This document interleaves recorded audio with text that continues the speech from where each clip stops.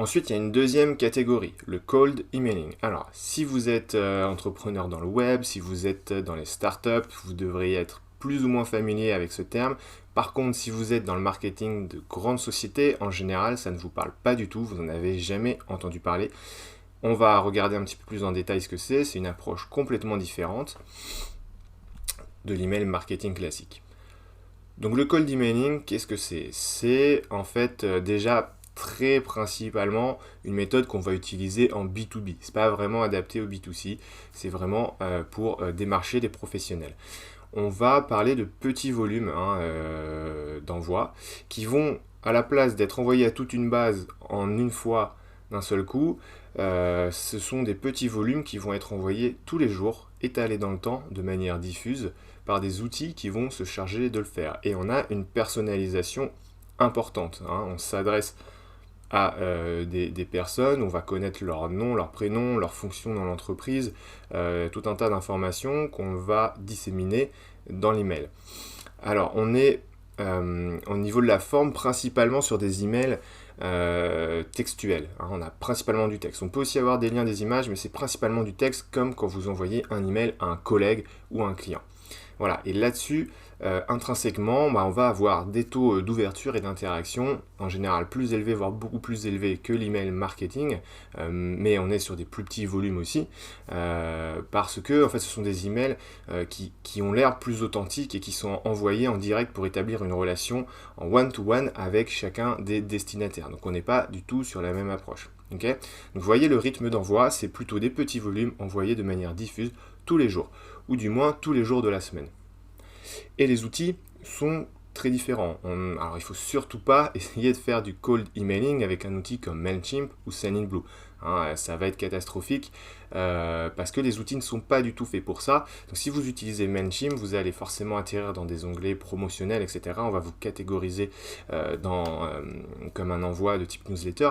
Alors que là, au contraire, en cold emailing, on essaye d'arriver dans l'inbox principale de la personne pour établir une relation professionnelle. Et donc les outils qui vont permettre de déployer cette stratégie sont différents, n'ont pas du tout les mêmes fonctionnalités, ne sont pas pensés de la même manière. Donc vous avez des outils comme Lemlist, Woodpecker, un outil polonais, Datananas, qui est encore un outil français, beaucoup d'outils français qui fonctionnent très bien pour ça. Donc des outils différents. En cold emailing aussi, la différence avec l'email marketing classique, c'est que au lieu d'envoyer un seul gros email, vous envoyez plusieurs petits emails dans une séquence. Et en fait, vous envoyez des relances, c'est-à-dire que vous allez envoyer tout simplement des relances pour savoir si votre email a eu le temps d'être consulté, d'être vu, ou pour compléter, ajouter de l'information pour susciter l'intérêt de l'interlocuteur. Et vous voyez, ça c'est une petite capture d'écran d'une séquence qu'on peut faire sur un outil de cold emailing. Vous avez des temporisations, vous paramétrez en fait des temporisations pour dire l'email de relance, je vais l'envoyer au bout de 4 jours ou 5 jours, puis celui d'après au bout de 3 jours après le deuxième email, etc. Ces relances, elles sont super importantes, pourquoi ? Parce que vous voyez à gauche, en fait, c'est des petits graphiques trouvés sur des blogs qui donnent en fait le pourcentage de réponses au premier email, au deuxième, au troisième, au quatrième, etc. Et vous voyez tout simplement que ces deux sources ne sont pas d'accord entre elles exactement sur les chiffres, mais c'est pas ça l'important. En fait, on s'en fiche que ce soit du 10, du 13, du 12%, c'est pas important. Là, le seul constat qu'il faut faire, c'est que vous regardez ces petits graphiques de gauche, vous voyez que visiblement même au bout du 10e email de relance, on a encore des réponses. Voilà.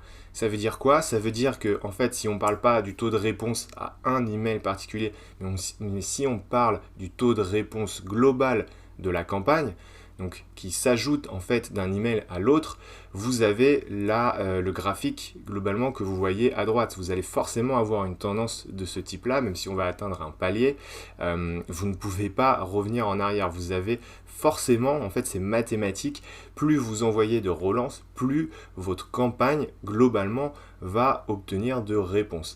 Donc c'est l'intérêt d'envoyer des relances. Après, je vous vois venir, évidemment, le but, ça va pas être d'envoyer une dizaine de relances. On ne veut pas saouler l'interlocuteur, prendre le risque de se faire mettre en spam et voire de dégrader l'image de marque. Donc on va surtout pas le faire, mais en tout cas vous voyez que sur le principe, théoriquement, mathématiquement, on ne peut que collecter davantage de réponses sur sa campagne en envoyant des relances, et donc c'est un principe important, enfin majeur du cold emailing. Alors, voici un premier exemple de cold emailing. Ce qui doit vous sauter aux yeux déjà pour commencer, c'est que vous avez quasiment que du texte. On est d'accord. Vous avez quelques liens, mais c'est vraiment principalement du texte, comme si en fait on s'adressait encore une fois à un collègue ou à une personne qu'on connaît plus ou moins dans le cadre professionnel. Il n'y a pas de blabla, il n'y a pas de mise en forme, il n'y a pas de texte clignotant ou d'images marketing, de bandeaux commercial, etc. On est juste sur un texte très classique, très épuré. Vous voyez même que l'objet de l'email, on y reviendra dans la section copywriting et objets, mais l'objet de l'email est très court. Et même dans la signature, là, on n'a que du texte. Cet email, en fait, il est envoyé par badsender.com, qui est un super blog sur l'emailing. Donc, c'est vraiment des professionnels du sujet. Et vous voyez que eux, en tant que professionnels, c'est le type de cold emailing qu'ils peuvent envoyer. Donc, pour vous dire, c'est des gens qui maîtrisent leur sujet. Ils ont enlevé toutes les images possibles. Ça, c'est un autre cold emailing qui je trouve intéressant. Alors vous voyez, là on a une image, on a quelques liens, mais on reste sur un email envoyé avec principalement du texte et qui s'adresse personnellement à moi avec des éléments de personnalisation à l'intérieur du corps du message.